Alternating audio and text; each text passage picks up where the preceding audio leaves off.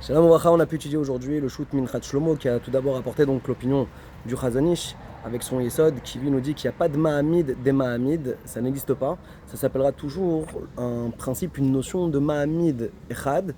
Et donc ce serait interdit, ce qui ramène les Rishonim qui interdisent en particulier l'opinion du Ramban qu'on a vu dans le Milchemet Hashem, qui nous dit que d'être Mahamid al davar chez Mekabel Touma, c'est pas bon.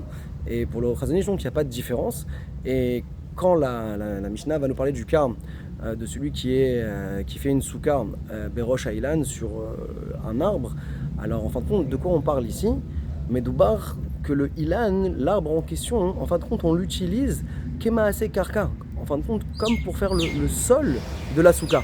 Mais en aucun cas, pour le skar lui-même, le davar à passou, là, savoir ici le mechoubar, ce qui est rattaché au sol, ne sert en rien par rapport à la souka, au skar. Et donc, c'est la raison pour laquelle le Chazon Ish veut apprendre de ce Ramban que ça n'existe pas le concept de Mahamid des Mahamid qui viendrait autoriser. Maintenant, dans son développement, le Minchat Shlomo nous dit quelle est la source, l'origine que d'être Mahamid sur d'abord chez Mekel Bel Touma, alors c'est Assour.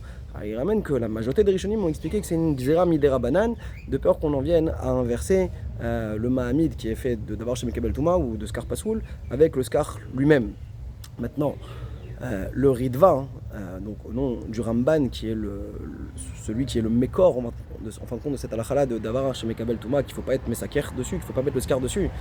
Le Ritva lui-même, quand il vient rapporter les mots du Ramban, d'accord, eh bien, il vient et il omet a priori le détail le plus important, le fait de dire que ça c'est parce que c'est Maaseh Karka qu'on a autorisé le cas de faire la souka sur l'arbre, celui qui est aussi soukato al Rosh Ha'ilan. Et c'est étonnant que le Ritva il ait omis cet élément-là qui est le plus important. Et il dit qu'au contraire, on parle ici dans un référentiel de Mahamid, des Mahamid. Donc pourquoi le Ritva, il aurait oublié? Alors il explique le Minchat Shlomo, parce qu'en fin de compte, le fait d'avoir dit que c'est Maaseh Karka, ce qui est fait dans la souka, en fin de compte, c'est une explication. Ça vient expliquer pourquoi la souka elle est kshera. À savoir que toute souka, en fin de compte, elle repose sur la terre.